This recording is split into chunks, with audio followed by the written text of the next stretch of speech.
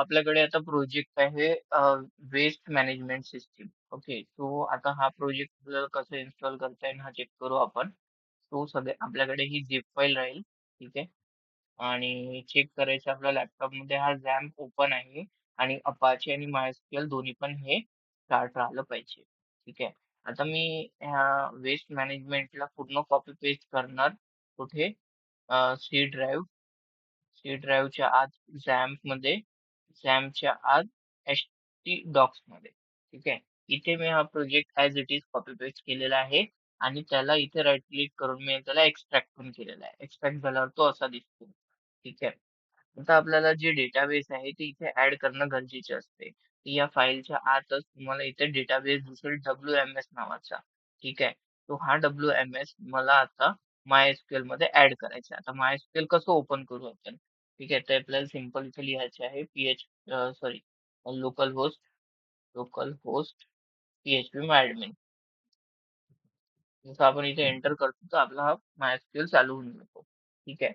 आता इथे कसं आहे माझा ऑलरेडी हा WMS आहे ओपन. पण डेटाबेस ठीक आहे. मला पण याला डिलीट करतो कारण की इझिली समजून पडेल. मी याला ड्रॉप केलं, ओके केलं. ओके.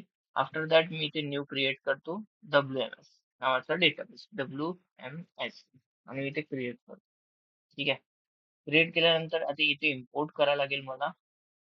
इम्पोर्ट करण्यासाठी इम्पोर्ट वाल्या बटनवर क्लिक केलं आणि ब्राउज युअर कम्प्युटर या फाईलवर क्लिक केलं या ऑप्शनवर आणि जिथे माझा WMS स्टोअर आहे कुठे झॅमच्या आत एच डॉक्सच्या आत आणि त्याच्यानंतर वेस्ट मॅनेजमेंट सिस्टीमच्या आत इथे आहे.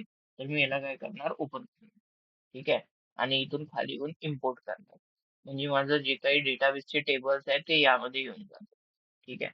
नाव आता मला काय करायचं आहे म्हणजे जो प्रोजेक्ट आहे ना, त्याला रन करायचा आहे. तुम्ही इथे काय करणार लोकल होस्ट लिहिणार लोकल होस्ट. ठीक आहे. आणि वेस्ट मॅनेजमेंट सिस्टीम माझं जे प्रोजेक्टचं नाव आहे ते मी इथे एंटर करणार. तर या पद्धतीने आपला प्रोजेक्ट ओपन होऊन जाणार. ठीक आहे. सो याच्यामध्ये काही डाऊट राहिला तर मला कॉल करा.